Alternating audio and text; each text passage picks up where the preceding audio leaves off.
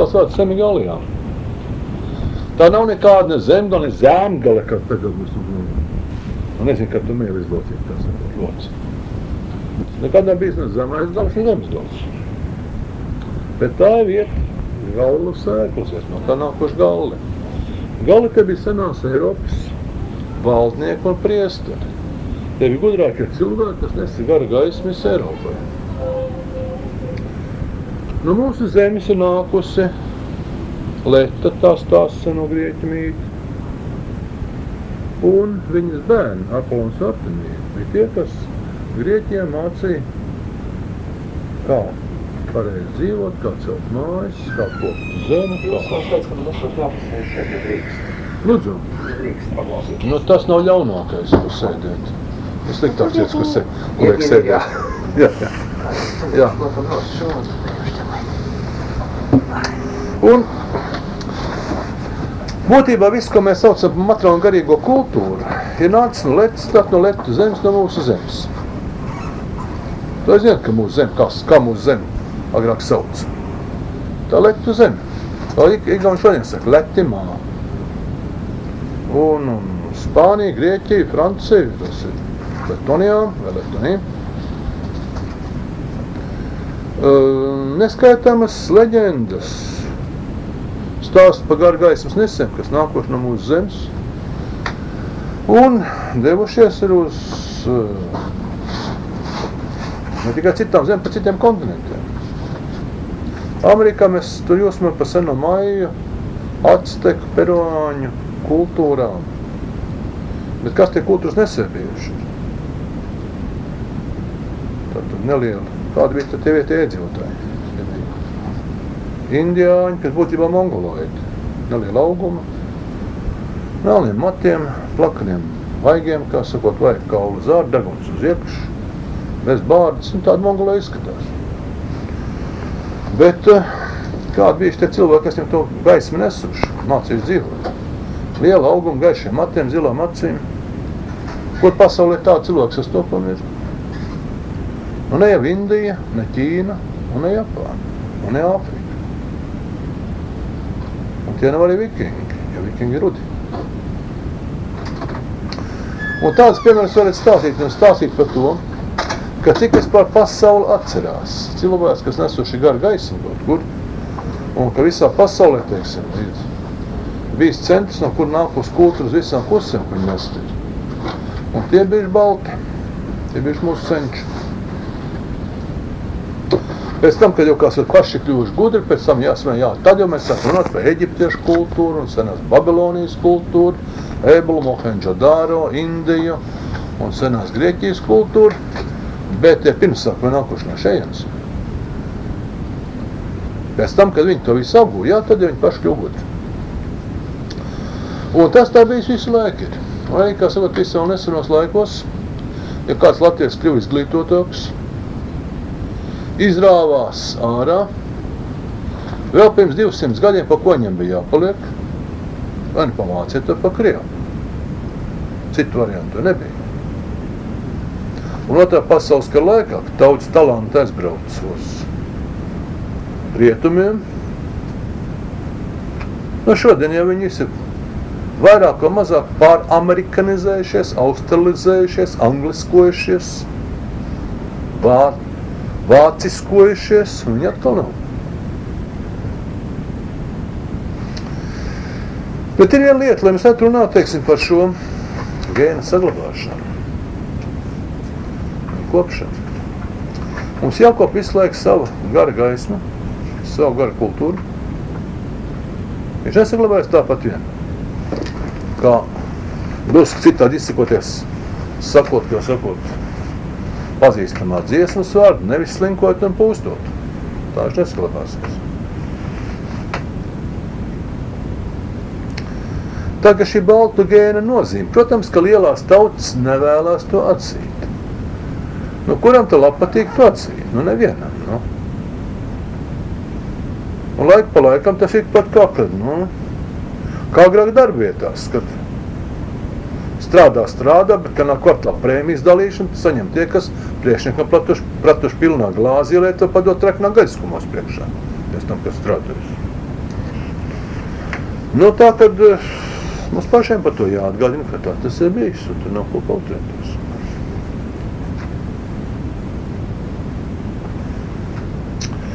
Ja, teiksim, pastāv tāds jēdziens, un viss, teiksim, šī mūsu gara kultūra,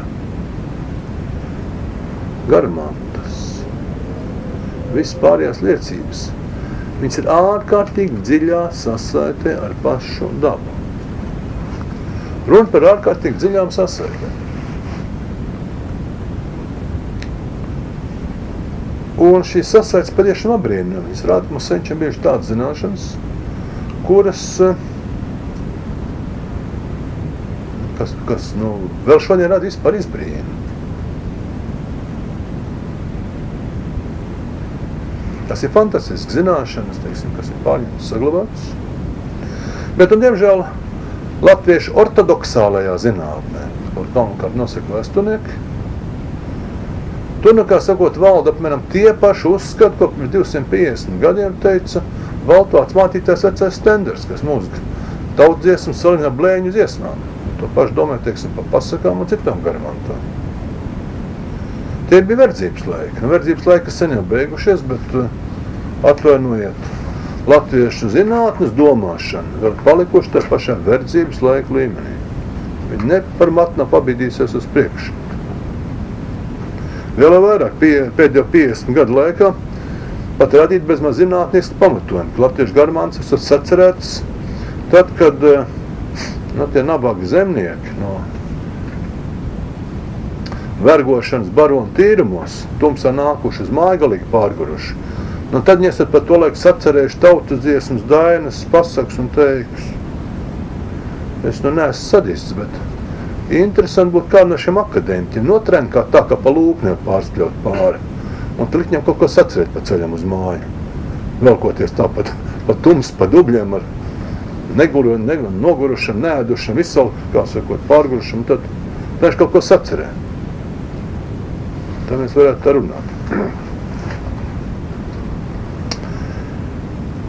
Mūsu zemīti lielā mērā, latviešu zeme, atšķirībā no daudzām citām pasaules zemēm, nosaka nevis ģeoloģiskās struktūras, bet ģeoenerģētiskās struktūras.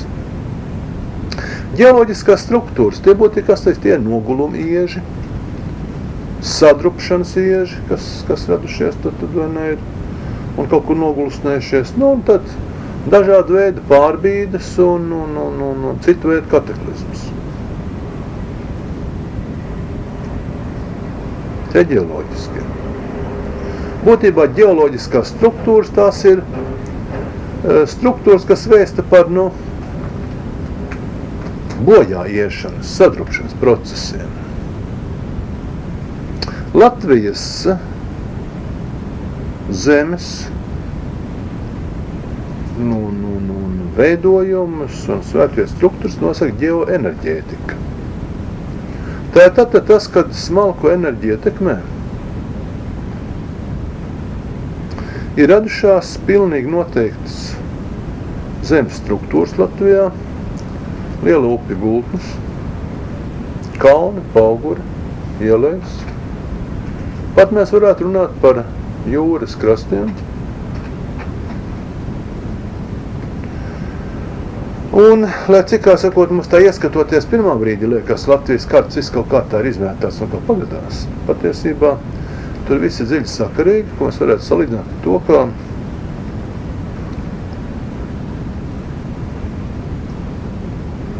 kā teiksim, kristāls. Kristālā katra šķautne, skaldne, katra molekula, pat atoms ir savā vietā, citu nevar būt. Un tāda ir mūsu zeme. Mūsu senči zināja šīs sakarības.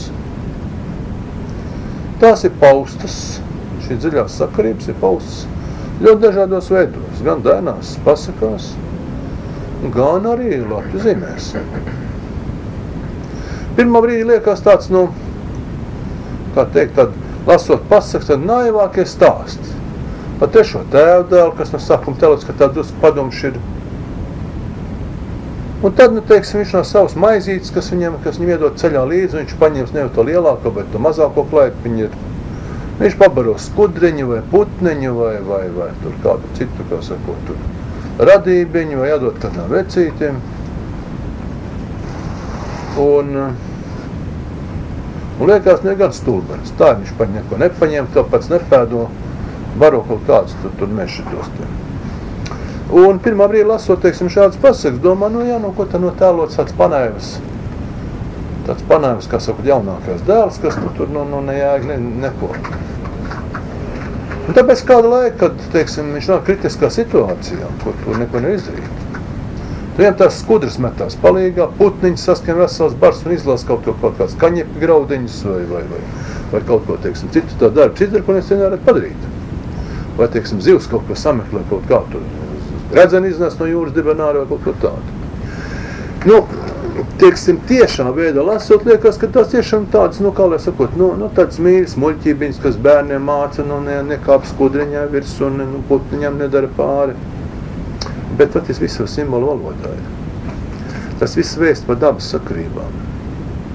Mums ir cieša saite ar pašām vismazākajām dabas struktūrām. Un ne jau caur birza cauri to zariņu, kādreiz nevajag laust, tev nav vajadzības pēc tā zariņu laušanas. Jo mēs nezinām, teiksim, lielās kopsakrības, kas struktūrās var iedarboties. Un pat, teiksim, tādas domas, kāds nelāgas domas, nelāgas darbības, sliktas vai kas. Mēs nekad nezinām, kad tas un kādā veidā mums var nākt atpakaļ. Tāpat kā, ja domāsiet labas domas, labas darbas darīsiet. Jūs nekad nezināt, kur un kādā brīdī, kurš jums to atdarīs. Jūs, teiksim, kādā brīdī neko nedomāt dariet labu Pēterim. Un ja jūs to darīt, tu Pēteri, es tev izdarīju tagad šitā te, kā tu man atmaksās tagad čalīt, ko tu man dos pretī, ko tu man izdarīs, ko tu man atvedīs no kaut kurienes, vai man kaut kā citādi palīdzēs, ja tad nē. Bet es tu nesautīgi dariet. Kaut kāda brīdī jums uznāk grūts brīdis jūsu dzīvē. Un jums pēkšņi Anna atdara kaut ko labu. Gluži negaidīt un neprasot nekāds atliecības. Bet Annai var tad kaut kādā reizē ties Pēteris kaut ko dara. Atkal neko nedomādams. Tas dziļās lielās kopsakarības. Un šīs kopsakarības ir caurījošas gan laika, gan telpas struktūrās. Viņas visas ir dziļi sakarīgi savstarpēji.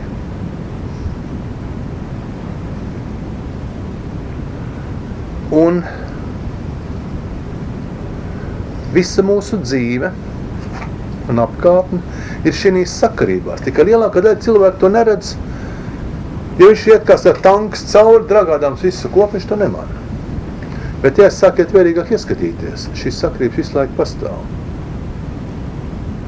Mana māte man mācīja cecēt dzelzs likums, ka viss sadarās, viss atdodās. Tikai kādu, kur un kā mēs to gan mēs nezinām. To, kā Dievs būs licis vēlējums.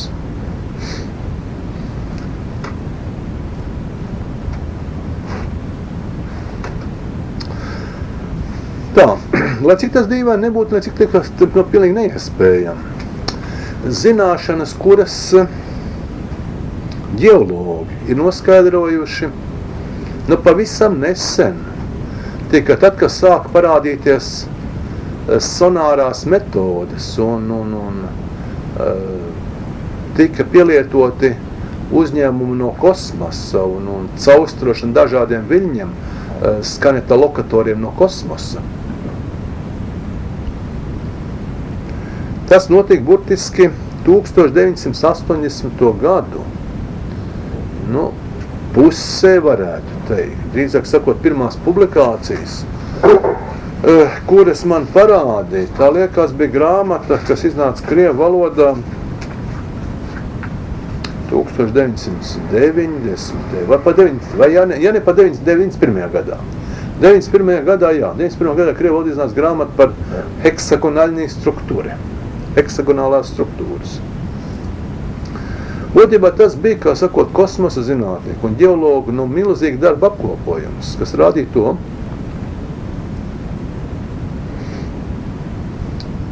kad mūsu zemeslodes garoza sastāv no daudziem, zīmējumiem, kuras pirmā brīdī nosacīt varētu salīdzināt ar Latviju rakstiem, bet tie zīmējot pa visu zemeslodu pāri. Kur viņi ir biezāk, kur viņi ir retāki.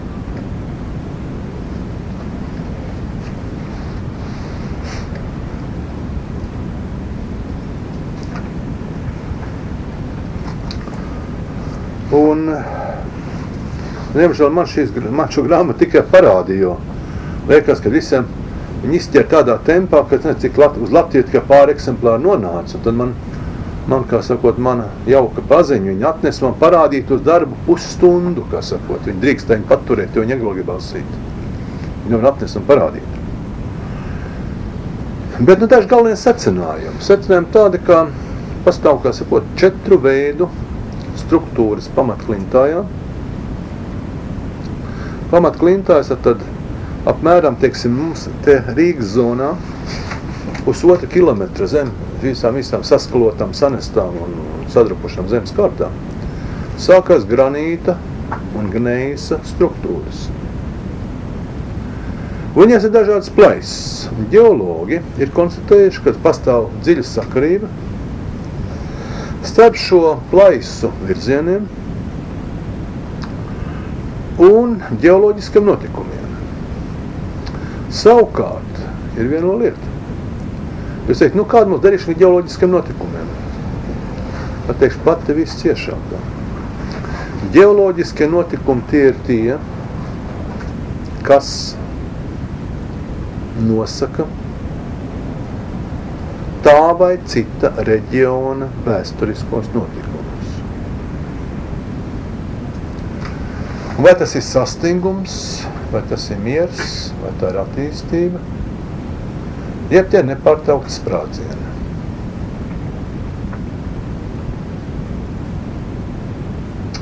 Un tad ir 4 veidu struktūras. 4 veidu struktūras, un no tām pirmā struktūra, tas nāves krusts, ko es pazīsies, ka uz kapiem tiek līdz virsū. Šis te, ja? Tad uzzīmē tādu krustu, vertikālu līniju, krustās ar horizontālu līniju.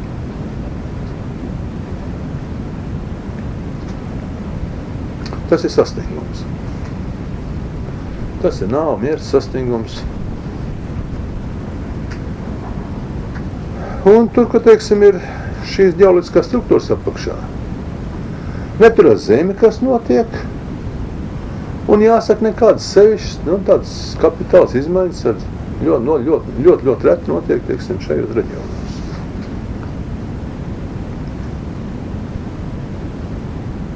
Latvija galvenokārt pārvalda 2 citas struktūras. Tā ir struktūra, kas veidojas 2, teiksim, šādā veidā zīmētas līnijas. Tā, sapratu šo līniju, ja?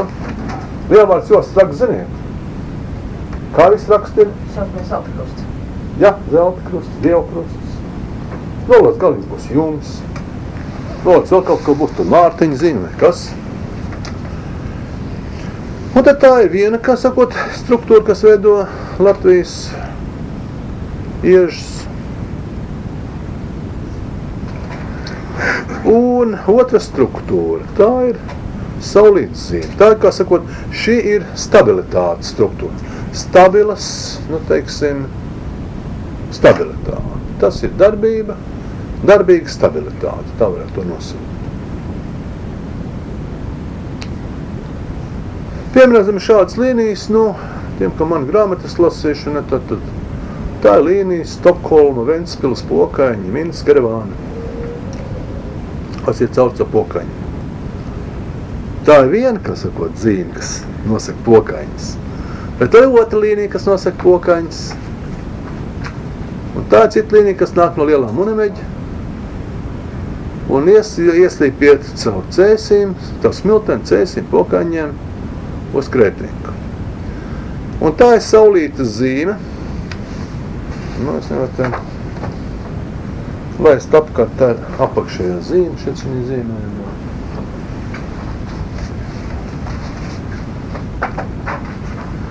Tātad, vai ne, jūs kā varat zīmēt, teiksim, uzzīmēt vertikālu līniju, tad būtu mans ķermenis, un es tā sakrustoju rokas. Zem šādiem leņķiem. Saliekot rokas, kas tā ir attīstības zīme. Tā ir attīstības zīme. Tik pa 60 grādiem nāk. Un zem šīs attīstības zīmes ir gauja. Tek gauja savā sengultnē. Redz, skaties, ja? Tek gauja savā sengultnē. Tā. Lūdzu. Šitā pakšē, ja? Tā pakšē, jā. Tas saulīt ir attīstības. Saulīt, jā, saulīt attīstības zīme. Nu, saule ir attīstība. Pat pa sevi.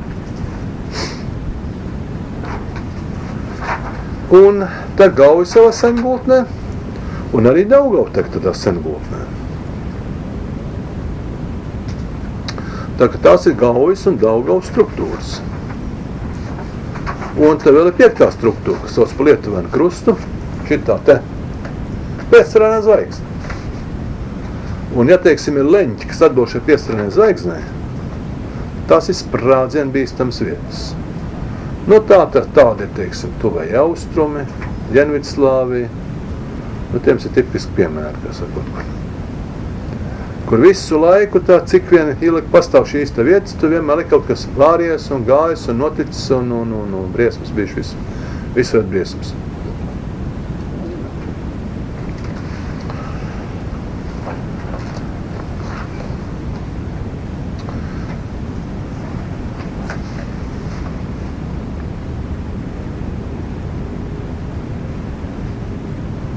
Un kur ir pasaulē valda šī piecstaranā zvaigzne? Nu, tur nekas labs nav. Bet kas tad visām precēm ir virsū tagad? Kāda zīme? Esat nekad ievērojuši. Gandrīz lielākā daļa ārzem preču, kas nāk iekšā, pat uz Ziemassvētku eglītes rotām, kas tas saspiest virsū. Un uz ārzemes drukātiem jaungada apsveikumiem. Un kur tik nevar iedomāties, es nezinu, bezmaz jau tolēts papīri, laikam tas būs sviestījis virsū. Šīs te zīmes, kas ir, šīs te zīmes, kas, nezinu, kāpēc izsaka, gan PSRS bijušās, gan Amerikas, kā sakot, simbols. Gan Ķīnas. Ķīna arī ir? Ķīna ir karodāja. Ak tā? Nu, tā nekas. Ja tas miljards, 1,2 miljardi kaut kur spruks, tad labi nebūs. Bet tad jau Eiropas Savienībai arī viss atzīmē. Bet tur jau nelaime jā. Ne, tā nelaime viena. Un mums nedrīkstam dzīvot zem šīm zīmēm. Tā vai citādi. Tad es uz ko visu to velku, visu šo drumi. Tad sabotēt plēsas plamatfintājā. Upju gultas. Mēs varētu zīmēt dažādu pauguru novietams Latvijā. Raksti senie. Dažādi veidi zīmes. Nu, viņas nav tāpat nejauši. Šīs rakstu zīmes senās, tās nav nebūtu nejaušības. Un mēs tieši vai netieši skatot novietojumi, kas ir ap mums, vai tas būtu rakstos, vai tas būtu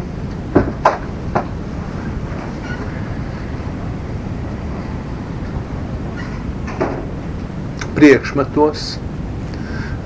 ornamentos, uz mums neviļus psiholoģiski iedarbojās šīs zīmes. Un nav vienalga, kas ir zīmēts un kā ir zīmēts. Tāpat, ka nav vienalga, ko bērni skatās par televīziju, kādas filmas. Vai skatās Sniegbaltīt 7 rūķīšus, vai skatās vardarbības, sadismu un citu, un nav vienalga gluži. Tas nav tā, ka paskatās un pasmējās. Un zīmes uz mums netiešanos psiholoģija atstāja nemitīgu iespaidu.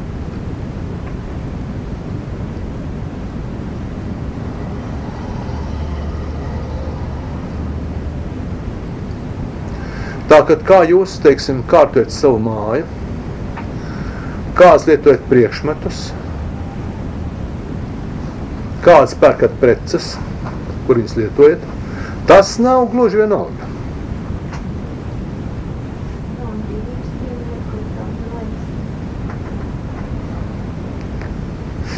Man jau viņas nepatīk. Bet, gāzt viņas nost, tur, sodīs vēl pa huļigānus. Par nacionālo vērtību apgānīšanu. Pēc tam tā nav nacionāla vērtība, saprotiet, tas trakākais. Starp citu, Kārlis Zāle negribēja viņas likt. Šot, kā sakot, bet viņam kaut kādu valdības komisiju viņu piespiedot. Viņam esot citas skices, ka viņš ir visam citādi domēs veidot šo Latvijas tēlu. Tā saka, paša Kārļa Zāles vairs nav.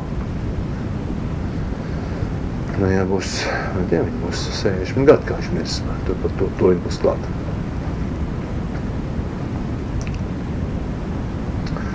Bet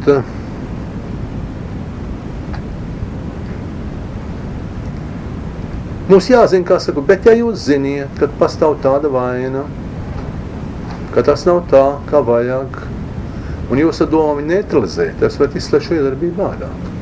Un jāzina patiesība par brīvas piemēru zvaigznēm, viņi jāzina. Ja jūs to ziniet, piemēram, ja jūs ziniet, ka, teiksim, tur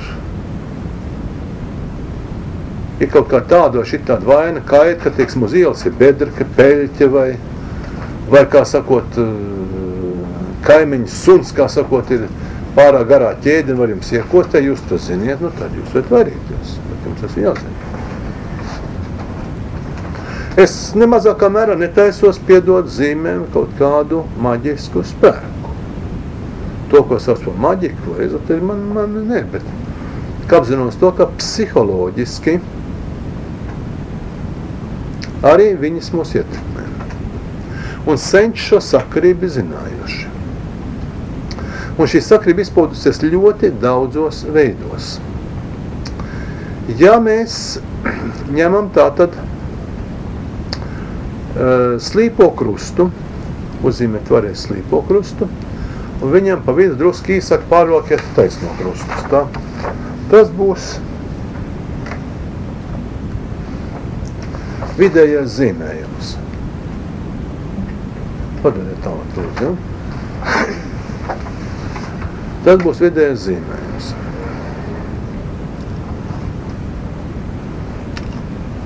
Tātad slīpām krustām pārkvīt diezgan taisno krustu.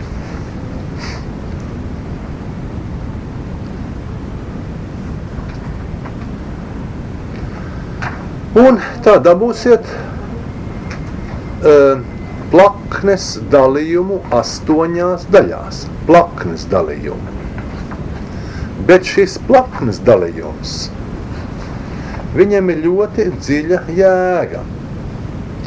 Tas ir reizē ne tikai telpas dalījums, bet arī laika dalījums. Tātad, teiksim, mums tas uz kuģa, teiksim, tas ir kompasam, tie 8 galvenie virzieni ir.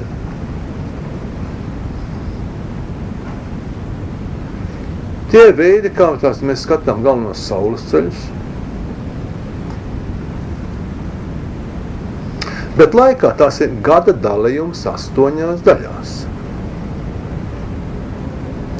Gadu pārdala uz pusēm.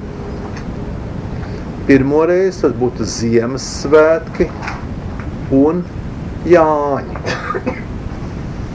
Tas būtu, kā sakot, viens tāds dalījums. No Ziemassvētkiem līdz Jāņiem tā būtu tad 1 gada daļa. Tā būtu saules augošā daļa, kad saulīte katru dienu, sākot no saviem zemākajiem punktiem, kad viņa rieta dienvidu rietumos un lec dienvidu austrumos, iet ar vien vairāk diena aug garumā, līdz izaugs ar saultiek līdz galiem ziemeļu punktām.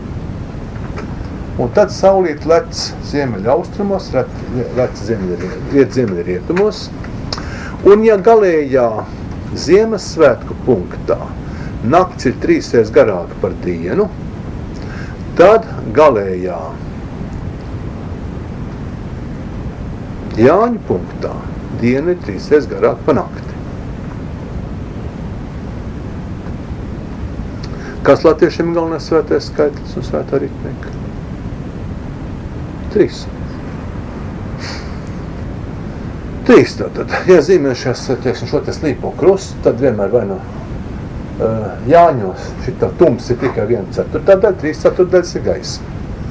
Ziemassvētkos atkal otrā, 3/4 daļas ir tums, 1/4 daļa ir gaisma. Tas ir viens gada dalījums. Otrs gada dalījums, kas dala, kā sūkt atkal katru pusīt uz pusēm, tā ir augošajā daļā, tā ir lielā diena, kad laiks no brīža, kad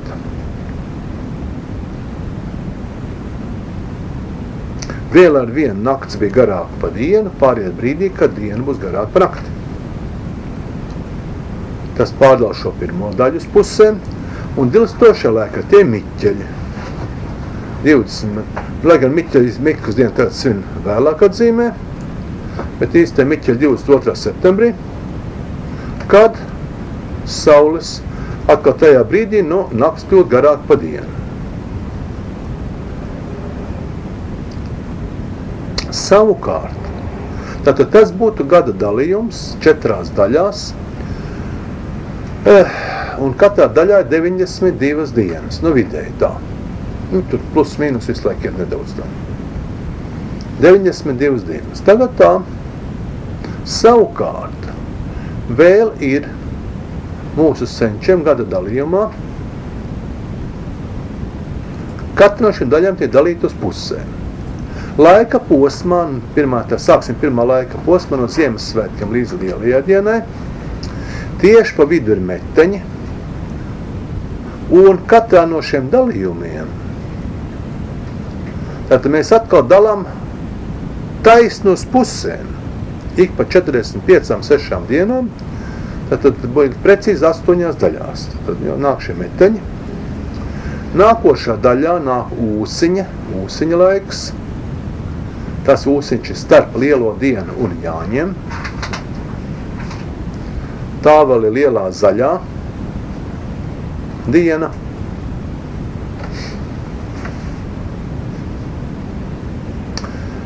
Tad dilstošajā daļā vispirms nāk rudens māra.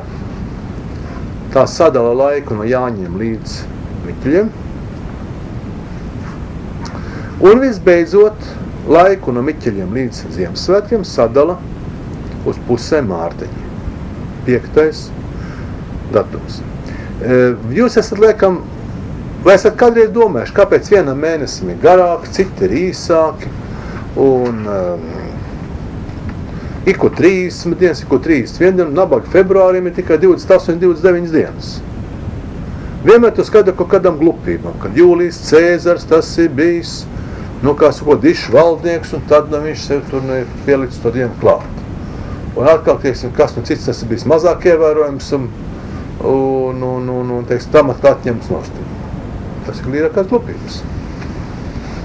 Ja jūs paskatieties dienu sadalījumu, tad šies mēnešu dalījums, kur 31 dieniņš ir ļoti dziļi pārdomāts, un pārdomāts tādā veidā, lai katru reizi lielie dalījumi būtu 21. 22. datumā, un mazie dalījumi būtu 5. vai 6. datumā.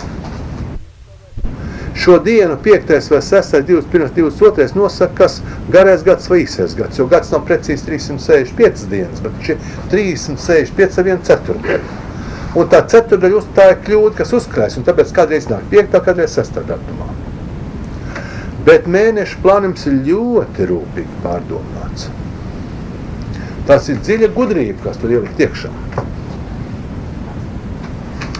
Un tagad mēs nonākam pie gada rituma. Tad mēs piesim šajā problēmā klāt vēl no pavisam citas puses. Jautājumā par ritmiku. Visai zemē pāri iet bioenerģetiskie strāvojumi. Plūsmas. Tas ir, kā sakot, nemitīgas vibrācijas, pulsācijas, svārstības, kā lietot. Ļoti augstās frekvencēs, ko saka gigahercu frekvencēs.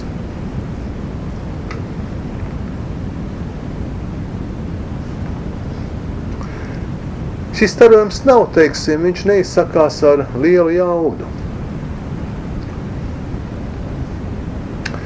Un ar parastiem fiziskiem aparātiem nav konstants. Parastiem fiziskiem aparātiem var mērīt siltumu, temperatūru, ātrumu, teiksim, tādas fizikāls dažādas lielums, dažādi veidi enerģijas var mērīt, elektroenerģiju, magnetiskos starojumus visādas. Bet runa ir par tik zemu, teiksim, tik mazas jaudas starojumu, kas ar fizikāliem aparātiem izmērams. Fizikālu aparātu mērīšanas robeža ir kaut kur apmēram 10⁻9, ja kādam tas kaut kā izsaka, 1 miljardā daļa vatu uz kvadrātcentimetru. Tas ir fizisko aparātu iespējas robeža. Viņa vienkārši nav aparatūras, kas ņemt smalkākus parametrus. Smalkā starojuma jauda fiziķa rēķina varētu būt 10⁻16. Tas ir miljoniem reižu vēl mazāka. Miljoniem reižu mazāk, un mums vēl tā līdz tādi aparatūri to konstatē. Bet jā, aparatūras, un to konstatēt netīšām. Tagad tad iet starojums ar ļoti straujām pulsācijām, un kā jebkuriem fizikāla veida laukiem, viņiem ir, es atvainojos godātās dāmas, kas jums stāstu nepatīkam matemātiskas un fizikālas lietas, bet viņas varbūt es ceru, ka katrs otrais sapratīs. Kā jebkura veida, teiksim, pulsācijām, viņām ir savas rezonanses zonas, rezonanses joslas. Ja, teiksim, latviski pacēluma joslas. Vai esiet kādreiz braukoši kaut kā, teiksim, vecu kleberkastu pa gaisa tiltu pāri. Un tad pie kaut kāda ātruma tā mašīna sāk tā vibrēt, ka liekas, tūlīt visi bleķi izjūks ārā, viņi dreb, kā sakot, briesmīgi. Esiet kādreiz novērējuši tāds efekts. Tā saucās rezonanses, kad iet rezonanse iekšā. Un, teiksim, pagājušā gadsimtā Pēterburgā bija gadījums, kad ejot pa pamatīgu tiltu, kānieku rota gāja pāri, kas ir kānieku rota, bet visu to tiltu, tas vispār puteklis. Bet viņi kāds ko taktī gāja, un tas tilts sagrūta. Jo viņi to tiltu iešūpējuši, arvien vairāk iešūpēs rezonanses iekšā. Tas tāpat piekārtiem tiltiņiem pāri. Un tā pastāv rezonanses, tā bioenerģetiskā starojuma, ja bioenerģetisko plūsmu rezonanses joslas. Šīs rezonanses joslas sauc par ādarēm. Bet mūsu senči savās garamantās viņas dēvēja par ceļiem.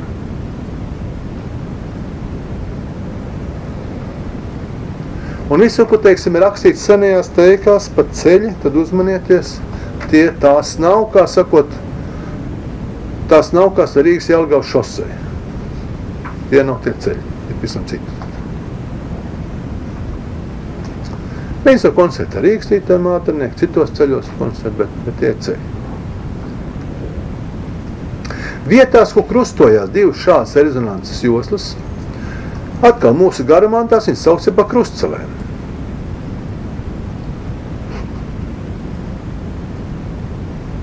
Tad tur pastāv, teiksim, sevišķi augsts starojums.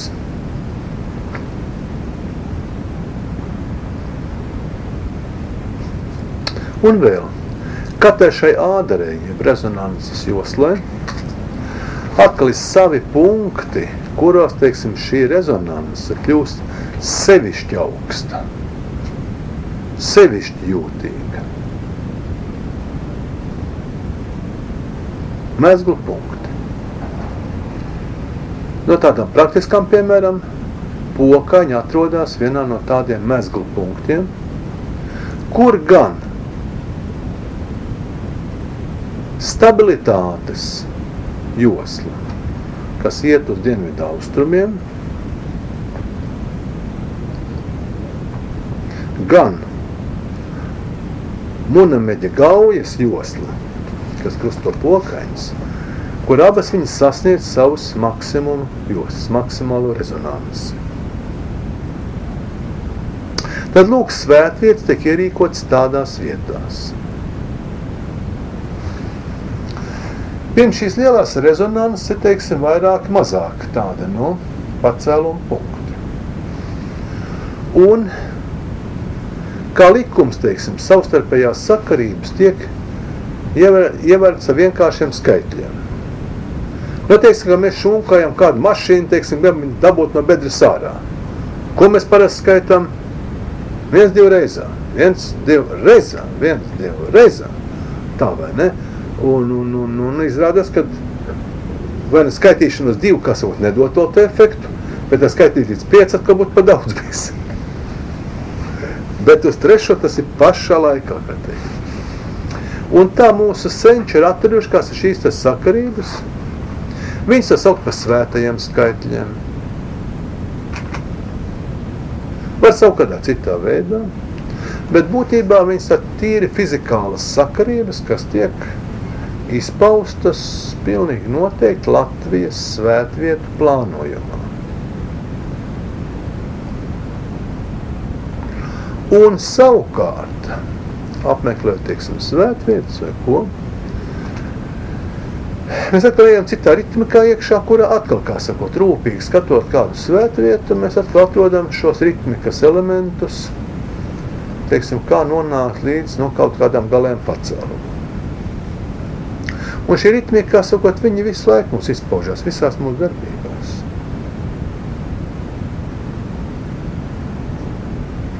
Teiksim, pokaņus gan visu esat bijuši, vai ne? Kur pie lielās sejas tā tīrītava ir. Un tas ne tikai pie lielās sejas ar kādiem akņiem, gribētu kaut kādu sevišķi svarīgu vēlēšanos piepildīt, kaut kādu sevišķi svarīgu uzdevumu veikt, kā jāiet. Vienreiz ir apsaule, tas no jūsu puses skatoties, otrais. Tad piedodiet, vienreiz ir pasaulē, tad mēs esam vienreiz pretī, un tad atkal pasaulē. Tad tas piepildās. Tas ir efektīvi, daudz efektīvāk nekad būtu stāvējuši uz vietas. Vai, teiksim, gājuši tikai, kaut vai 3 reiz apkārt uz vienu pusi. Un šim pretimpulsam viņiem ir ārkārtīgi nozīme vienmēr. Un tas attiecās ne tikai uz svētvietu plāniem Latvijā, ne tikai uz pašu svētvietu plāniem, ne tikai uz darbībām tajās. Ja jūs gribat sasniegt dzīvē kādu rezultātu, efektīvu, pamēģiniet laiku pa laikam, pirms jūs, kā sakot,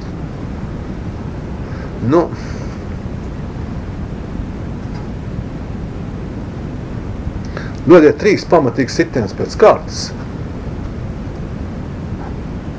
Psiholoģiski pēc pamēģiniet uztaisīt vienu starppauzīti. Tā ārzem psihologi iesaka, teiksim, piemēram, ka jūs kāds jūs padotājs. Vienalga, padotājs, vai tas būtu kaimiņš, vai, teiksim, palēģņa puika, vai kas ir nogrēkojis, un tad vajadzētu viņam pamatīgi sadot. Ar ko jāsāk? Ar to, ko es brūk, jūs maķojūties, tu šitā, tu zini. Nē. Jūs nesasiet paklau pētam, tu šeit esam forši puikas, kārtīgs čals, kā es tev cienu. Un tad dod vaļā. Kā tu tāds sūdbrāls varēja būt un šitā izdarīt? Efekts būtu 2 reiz lielāks. 2 reiz lielāks efekts nekā jūs, kā sakot, dosiet pa galvu, tas nebūs tas.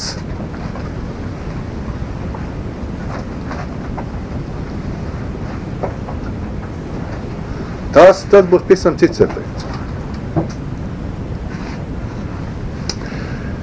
Mums visu laiku sajiet kopā, es saku dažādas vispār it kā šīs te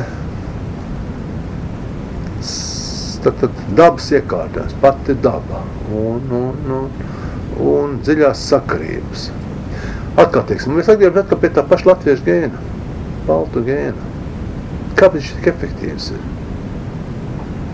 Varētu domāt, ka cilvēki, kas visu laiku dzīvo, teiksim, siltā saulē kaut kur Kalifornijā, vai, teiksim, Spānijas dienvidos, kaut kur, teiksim, Sicilijā, Alžirā, kur visu laiku labvēlīgākie apstākļi, kur, teiksim, raža 3 reizes gadā var novākt. Tur, kā sakot, tur viss, kā sakot, pats no sevis aug un attīstās, un tev nav jādomā ne par kurināmo, ne, teiksim, par apģērbu.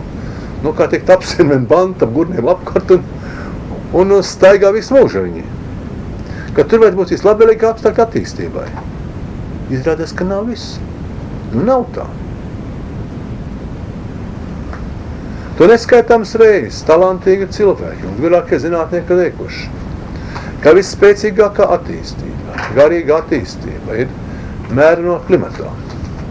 Viņi uzskata, ka nezinādām par to, ko mēs esam atklājuši ar saviem draugiem pēdējos gados,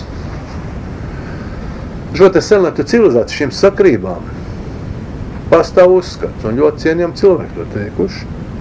Viņi uzskata, ka pasaules civilizāciju centri un paši, teiksim, balto cilvēku sākumi, tas var attīstīties tikai mērenā joslā. Mums pastāv visu laiku šis te mobilizēs moments. To tā kā būtu, nāk ziema, atcīt tev atpakaļ, un tad tu dodat tā jaunu sparatla visu. Starp citu, mūsu senču paradomos ir kā? Kad vajag sākt darbus? Jūs ziniet, kurā dienā? Piektdienā. Piektdienā, ja? Pareizi pateicāt. Jaunu darbu vajag iesākt nevis pirmdienā, bet piektdienā.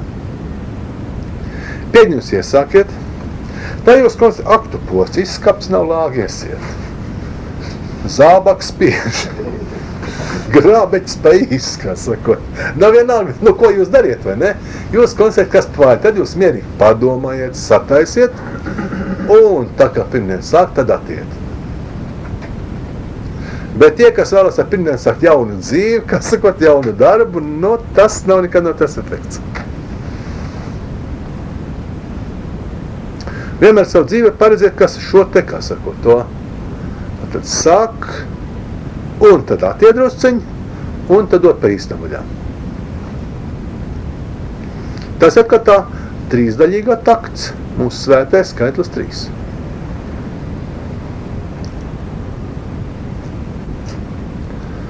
Un nākušais svētais skaitlis mums lēnās minēts ir 9. Un 9, kā sakot, tas jau ir augstākā pakāpe. Tātad, kā es teicu, attālums starp, ja mēs ņemam šo gada dalījumu 8 daļās, tātad 45 dienas. Senos laikos bija 5 dienu nedēļa. 5 dienas, tas ir 5. Tas ir 5. 4 ir darba dienas, 5 pieķer tas, kā sakot, tā ir tā atpūtsdiena. 9 tādi cikli, un tad, kā sakot, tad ir svētki jāsaka. Tad ir viena svētku diena. 46. diena. Tas bija lielais ritms. Un kāpēc šis ritms? Tāpēc, ka dienās viņas saule ir rakstota skaitli 9. Mūsu attiecības ar viņas saulēs attiecības, saka, mēs esam govis, kurš slauc. Un Dainā saka, ka māmulīte gaida 9 slaucenēm. Mēs jau par to runājām. Jūs cik normāli, katrs ir viens slaucenis, 9 slaucenis. Tad par 9, teiksim, īpašībām, koordinātām, kā sakot, pastāv šī viņa savu sasaiti, un mēs esam tie, un cilvēks tāpēc ir radīts, lai palīdzētu viņa saulē un viņu barot ar savām gaišām domām un labiem darbiem. Tad šeit nāk 3 Bet 3 tie nav skaitli 27, tas ir 3 dažādi salikti 9. Dažādi likti 9. Nekur dainās nav 27 minēts, 3 Dažādi 9. Dažādi salikti uz 3. Un ja es savu dzīvi, darbību, varat pakārtot šāda veida ritmikai, viņi būtu daudz efektīvāk.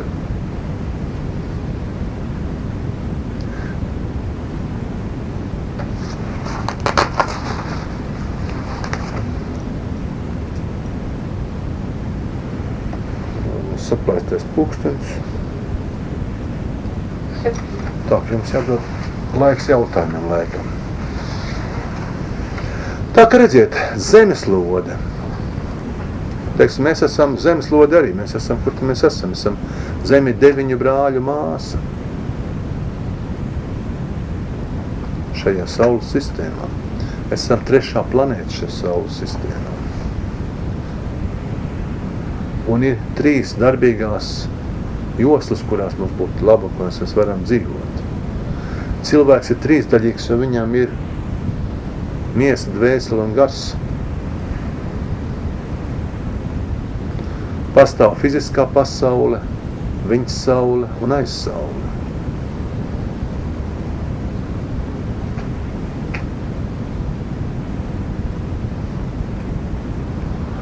Neskaitāms reizes dājas pa pilnu ciklu. Pa 3 gadi 4. Kas tad tas ir tie 3 gadi? Es esmu šī fiziskajā pasaulē 1. Es izēju cauri viņas saulē 2. Es izēju cauri aizsaulē 3. Un 4 es esmu atpakaļ šī te, tas ir pilns cikls. Sākās ar viņš šeit.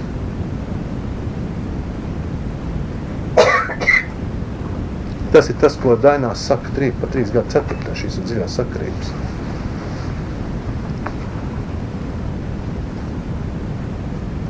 Ir daudz grāmatas par skaitļu māģiju. Lielākoties tās rakstīs cilvēki, kas neko nesēdz no Dainām. Nesēdz no dzīves būtības kā tāds. Tas ir pārrakstīts, kā sakot, ārzem blēņas. Slavēts ir skākot Sātana skaitlis 7. Jā, Latviju Dainās 7 vispār neparādās. Dainās nav nevienu reizi 7 pieminēts. Ir 2 tāds pavājas tauta dziesmas, kas 7, kas liks tikai 2 no visam 2 miljoniem. Pasakās, kādreiz parādās šis 7. Tas ir, un nevis labs. 7 gadiem pie velna jākalpoja. Vai velns uz 7 gadiem ieslodzījis ķēniņa meitas pie sevis princeses. Ja bērns 7. gadā saka mācīt, lasīt, tad viņš būs dumšs, nekas prātīgs nu viņa neiznāks. Bet kā mums tad māca, kurā gadā jāsaka? Tāpēc jau te bērni tik dumi. Kad mēs sākam 7. gadā mācīt viņu. Kurā tad vajadzētu? 6. 5. vēl labāk, 5. ir riktīgais gads. 5. gadā pabeidzās bērnu intelekta attīstība. To, ko es esat mīļās mammas, tēti, vecmāmiņas, vecāmiņi, esat iedoši bērnam 5 gados, tas viņa intelekts, ar to viņš dzīvos. Bet ja 5 gadus ne paps, ne mamma nav mājās, un vecmāmiņai vienīgās rūpes, lai bērns pa kājām nemaisās, viņš izaug muļķītis. 5 īstais gads. Ja bērni krusts 7. dienā Sātana, tad pat velna vecmātes tavukārt pa krustmāti. Tādi ir tautas ticējumi. Viņi brīdina no šīs 7.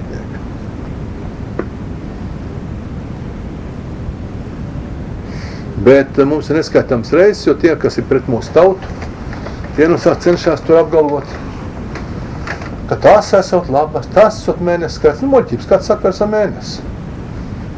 Mēnesis apgriešanās tas periods, kurā mēs redzam jaunu mēnesi 29 dienas. Nu, kāds sakars skaitiem 29, 7. Nu, nekāds, nu. Rēķini, kā gribam, nekā tu neiznāk iekšā. Tā nav nekas sakars. Un arī blakus esošie skaitļi, blakus esošie sešnieks arī nav cik pieminēts. Jā, 8 jau dalījums, 8 ir laika dalījums, telpas dalījums, jā, tas ir tā. Tāpēc tas jau nāk kā dalījums, tas nenāk kā cikls, tas nenāk kā tāds cikls. Jo cikli atkal, kamēr es ieju no vienas gads kārtas, teiksim, atkal nākšu, kad 8 plus šitais viens klāt plus 9. Nu tā, tas tāds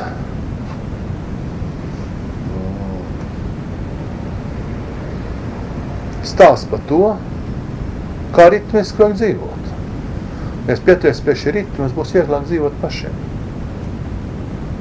Jautājumu lūdzu. Kad atnāks Ilas, tikmēr es atbildēšu uz jautājumiem. Vai 12 nevar būt cikls? Tur konkurss Un redziet, lieta ir tāda. Zvaigžņotā debesa ir nepārtraukta. Viņas dalījumi 12 daļās mēs tikpat labi varat jebkurā citā skaitļā varat sadalīt. Tas ir mākslīgi pieņemts jēdziens, ka mēs dalām viņu 12 daļās. Tas ir tikai mākslīgi pieņemts. Nav šis nav, kā sakot, tā, ka jūs iziet debesīs ārā un te nu skaidrēt, te beidzās viens, kā sakot, zodiaka daļa. Tad ir mellums, strīpa, pa vidu nevienas zvaigznes, tad kalnāk nākošais zodiaks. Tā nav. Tas viss ir pilnīgi nepārtraukts. Un ik pa dažiem tūkstošiem gadu astronomi, pa cik zvaigžņu tās debesis stāvoklis mainās, Saules sistēma rotē to galaktiku apkārt lielo loku. 220 gadu tūkstoši. Viņš mainās. Ik pa dažiem gadu tūkstošiem astrologi pārspriež, kur tad ir katra zodiaka robeža, kur viņš sākās un viņš beidzās. Bet tas dalījums ir nosacīts. Tikai nosacīts dalījums. Viņam nav nekāda tāda pamata. Vienīgo pamatam, kas atrodam senajās zināšanās, tas ir, kā Šumēru eposā, Enuma Elišs, ja nemaldos, 5. dziedājumā, ir stāstīts par to, kad Marduks esot ieviesis gada dalījumu 12 daļās, Pūķis Marduks. Mēs esam tā pie tā 12 pieraduši. Bet būtībā, teiksim, kas viņš nav nekas slikts, tas ir uzlikts trīnieku ritms ar četrnieku ritmu. Četrnieku ritms tas ir telpas dalījums, un arī laika dalījums, un 3 tas ir pamatritms, kā sakot, kā mēs liekam iekšā, tur nekā slikta nav. Šis stādījums 12 mēnešos, viņš ir pilnīgi pieņemams. Un vēl to es jau te stāstīju, viena daļa jau atcerās, ka es stāstīju par to, kā cilvēka ķermenis ir sadalīts 12 daļās atbilstoši zodiākiem. Jūs laikam atcerēties. Es neesmu to stāstījis. Es kaut kā neceros. Tad jūs man nākuši atgādināt, jo es tam likās. Nebija, es nedomāju. Tā es to stāstīšu nākošais. Labi. Ja jūs man atgādiniet, ka pašā sapulūdz, ja? Man vēl jautājums par ādarēm jūs teicāt, ja? Tad sanāk, ka viņus ar fiziskiem aparātiem nevar konstatēt. Ar fiziskiem aparātiem pašu āderes starojumu nevar konstatēt, bet ar fiziskiem aparātiem var konstatēt sekundāras parādības, kādas rodās, teiksim, āderu lauku, smalko enerģiju laukos. Padomu laikā man uznāca viena tāda ideja, un mani paziņas uztaisīja interesantu mēraparātu, ar kuru tie bija 2 kvarca ģeneratori, kas viens no tādā zināmā tālumā noregulēt uz vienu frekvenci. Savienot viņi bija šiem, kas sauc par Wheatstone tiltiņu ar pastiprinātāju. Tas bija ļoti efektīvs mēraparāts, kā varēja mērīt ādaru starojumus. Bet, vienā reizē mēs laikam drusciņi par daudz izrunājamies, un to zēns pie sevis ne ļoti zolīti, viņas nearestēja. Tas jau tomēr bija 80, kaut kāds 8. gads. Bet viņiem iedeva diezgan lielu naudu. Un viņi uztaisīja speciālu laboratoriju, ka viņš šo ideju attīstīja. Bet man viens tikties negribēja. Izmērīt tādā veidā var. Bet atcerieties, ka nav labāka mēraparāta par cilvēku pašu. Cilvēks pats ir lielisks mēraparāts. Jā, bet teiksim, ko viņi šitie aparāti konstatēja? Tātad viņš konstatēja šo, deva impulsus par to, ka, teiksim, ir šis enerģijas pieaugums. Un šie impulsu devējs, viņa darbība atbild pilnīgi tam, ko mēs svētvietās izjūtam, ko mēs sakam par palaišanu, ieiešanu režimā, maksimumu attīstīšanu, režimu izslēgšanu. Viņš precīzi, teiksim, deva tādus rādījumus, ko tas, kas, teiksim, bija pie mēraprāt, viņš to nevarēja zināt, bet viņš fiksē tieši to, kā sakot, ko mēs sajūtām darbojoties. Konstrukcijas klausās nedaudz līdzīgi metāla meklētājiem. Būtībā, savā būtībā, jā. Būtībā, jā. Un kā ir ar aurām, vai viņas tiešām var nofotografēt? Tā kā raksta tādos zintniekos un zvērniekos. Es nevaru grāmatu lasīt, ka kaut kur bija. Tā, te jāsaka, tā tad, Kaut kā tu bija, bet es domāju, ka tas ir ļoti reti. stipri pieblefots. Tad, Tad jums ir jānepaša iedziena aura. Kas ir aura? Tad pastāv visādu veidu gaismas efekti. Visādu veidu. Tās auras, kuras redz cilvēki, kas ir, teiksim, lieliski auru redzētāji un atšķir smalko enerģiju frekvences, man ir bijis, kā sakot, es esmu pietiekoši ticies ar cilvēkiem, kas varētu būt, teiksim, labākie auru redzētāji Latvijā. Un tiešām svētvietās darbojoties, kad mēs sākam akmeņus, teiksim, ierosināt, palaižam režimā un darbojamies ar viņiem vai kā dziedinām, viņi stāst fantastiskākās gleznas. Spilgt zeltās, tā kā saule, pilnīgi balts, paliks sarkans, silts, tumšs silts. Un viņi stāst, viņiem acis deg, viņi saka, viņas ir tāda fērverka, viņi saka, tā kā nav redzēta. Tajā pašā laikā mēģinot fotografēt, nekas nav redzams. Tā kā šīs auras, es domāju, fotoaparāti nedarbojas. Bet uz fotoaparāti iedarbojas pavisam cita veida starojumi. Un man ir fotogrāfijas, kur ir pokaņos fotografēt objektu akmeņu. Ar aci cilvēks neko neredz. Bet uz objektīvā, pareizāk sakot, uz fotofilmas, krāsainās fotofilmas ir nofiksējušies baltas, teiksim, joslas, sarkanas joslas.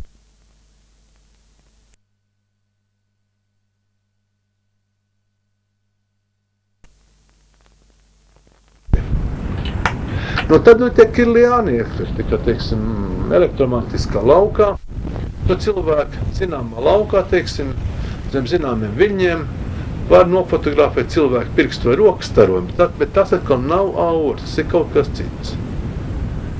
Enerģija, laikam. Tās ir dažāda veida enerģijas, kuras var nofotografēt, bet tās nav tās auras, ko mēs saprotam par aurām, ko redz auru redzētāji. Visādi. Lai gan man, teiksim, arī, man ir kaut kur bija viena tāda fotogrāfija, kur vienā svētvietā dziedina cilvēku, un tajā uzņēmumā, kā sakot, mums apkārt ir milzīgs balts starojuma aplis. Mēs esam drusku redzami, bet tā kā tādā lielā miglā. Tas ir Martīšos. Viena tāda fotogrāfija, un es jāmeklē roka, kur viņa palikusi. Toreiz viņas pārāk nevāc, bet domāju, ka tad fotoemulsija, viņa var fiksēt zināma gaismas, zināma starojuma, teiksim, zināma viļņu garuma starojumu. Tā būtu precīzi formula. Zinām viļņu garuma starojumu. Bet tas, ko cilvēki redz kā auras, tas nesakrīt ar to viļņu garumu starojumu, ko fotografē fotoaparāts. Un šīs te blēņas par tām fotografējām aurām, tie raksta cilvēki, kas ne viņi ir auras redzējuši, ne viņi ir fotografējuši. Tas vienkārši atvainojot viens no otra, kā sakot, kaut kādā ārzemju žurnālā vai kādā krievu sensācijā. Viņi tiek atvainojot no zemes kategorijas muļķības, un tā viņi raksta par fotografējām aurām, par 3 pupu sievietēm, par vilcieniem, kas tuneļos pazūd un ārā neiznāk, un šitāds. Un cilvēciņi no svēti tic, ka viss tas tā bijis.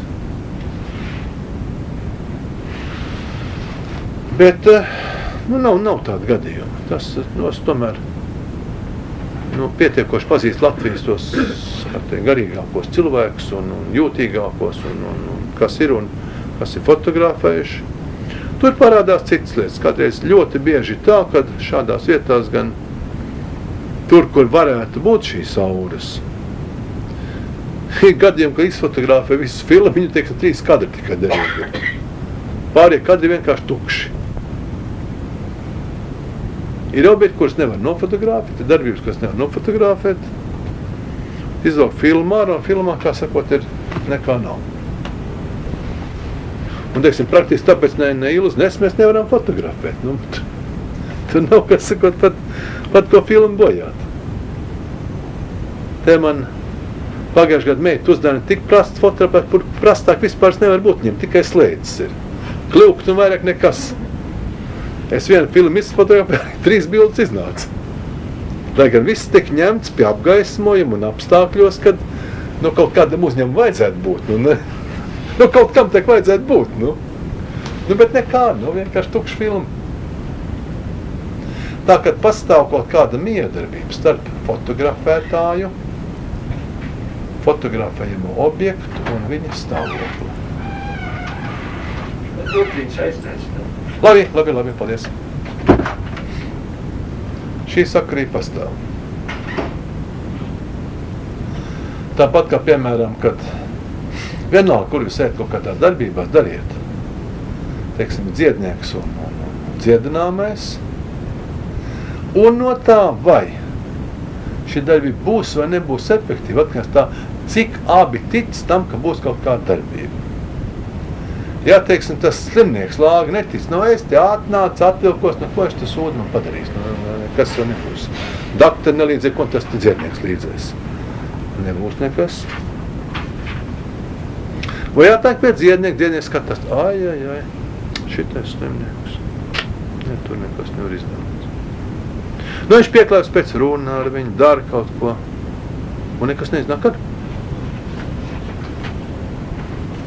Vajag labi sirsnīgi ticēt tam. Un tāpēc laika pa laikam gadās tā, kad pieredzējuši dziednieki ļoti kvalificēti, ar augstu kvalifikāciju un lieliskām zināšanām. Viņš nevar izārstēt cilvēku, bet iesācējs dziednieks, kas nekā nezina, kas vēl tīri glupšs, kā sakoties. Bet viņš muļķis nezina, ka to nevar izdarīt. Un savā muļķībā paņem tā cilvēku izārstēt. Tas laika pa laikam gadās arī kaut ko citur. Tas, piemēram, tas ir klasika. Tas bija 20. gadsimta sākumā. Slavens automašīna ražoties Fords bija. Un Fordām vajadzēja strauji palielināt mašīnu ražošanu, gribēs tā, bet mašīna vajag stiklus, un daudz, un labus, un biezs, un pamatīgs stikls. Un viņš tagad izsauc stikla mēsters un saka, man tā un tā, man vajag, lai es ražotu 10 reizes vairāk. Tie visi brēc, ka nevar, tad jātāja 10 rūpnīcas, un tu neko nevar izdarīt, un tas ir pilnīgi neiespējami. Un tad Fords palūdz daži inženieri mehāniķu brigādi, kur no stikla ražošanas nevēla nesaprat. Viņi zināja, ka stikla kausē, pēc tā viņa atdzesē, un teica tā, vajag uztaisīt tādu darbnīcu, kas tik un tik tā stikla pūst ārā, tik un tik stāk ārā. Un tie inženieri uztaisīja pilnīgi jaunu tipa krāsni, jaunu tipa kausēšanu, no kuras stiklas nāca lenti ārā, to lentu reiz vēlamēja, un ko stikla mērķis uzskaties pilnīgi neiespējami, tagad tā ražo stiklu visā pasaulē. Jo tie mehāniķi nezināja, ka stiklu tādā veidā nevar ražot. Un tā laika pa laikam pasaulē notiek kaut kāda atklājuma, ka cilvēki. Bet tas ir kā cits jautājums. Vajag svērt ticēt, ka tas izdosies.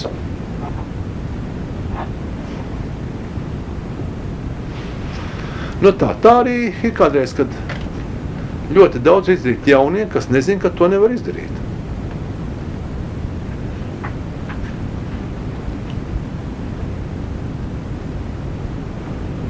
Un varbūt tāpēc vajadzīga paudžu maiņa, varbūt tāpēc nav labi, ja cilvēki dzīvot mūžīgi. Vai arī man, kas arī es uz daudz ko pasauli raugos visai tā skeptiski, ka zinu, ka to nevar izdarīt. Lai gan viss mūžs es bijis kā racionalizators, izgudrotājs, jaunu idēnu izstrādātājs un esējs, un tas es darījis. Bet ir lietas manā specialitātē, kuras esmu briesmīgi konservatīvs. Nāk jauniem padara to kaut kādā citā veidā. Un ļoti grūti ir cilvēkam palikt, kā teikt, pārņemt jaunās idejas, kas nāk. Ļoti grūti ir. Un droši vien katrs no jums, un es varētu stāstīt veselu kaudzi notikums par to, kas un kā ir bijis, un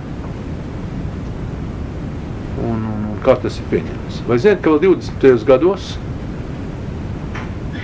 sieviešu peltkostīmam bija jābūt tā kā triko, roka šita ciet, kaklam augšā ciet, un viņš beidzās lejā pie potītēm. Un citādi nedrīkst nebūt, tas skatās, un neviens. Man ir viena žurnāls, tas tā kā 28. gadu. Uzņemts ir apmēram šāds peltkostīms, bet uz muguras ir tāds, bet uz muguras apmēram šitāds izgriezums ir. Vispār es teicu ciet, un tā apakšā ir ciet, bet, tāds šitāds izgriezums ir. Un otrāk bija tāds apakšā. Francijā nācis modē šāds te peltkostīms. Bet diez vai Latvijā būs tik drosmīgas dāmas, kas udrošināsies tādi vilkt. Kādu lekciju tu tagad lasi? Es par Nekā nesaprotu. Pavasars. Seksterapija vai? Vai tas ir kas slikts? Kāds priekšmets ir par? Priekšmets? Es pašlaik stāstu par to, ka pavasarī veči, kad skatās, ka meitenes sāk rīsam bruncišiem staigāt, viņa atcerās, ka jānopērk Viagra labi daudz, kam bet receptiem var dabūt. Nu jā. Tā ir. Nu labi, ka tu atnācies, var beigt, kā sakot. Jā.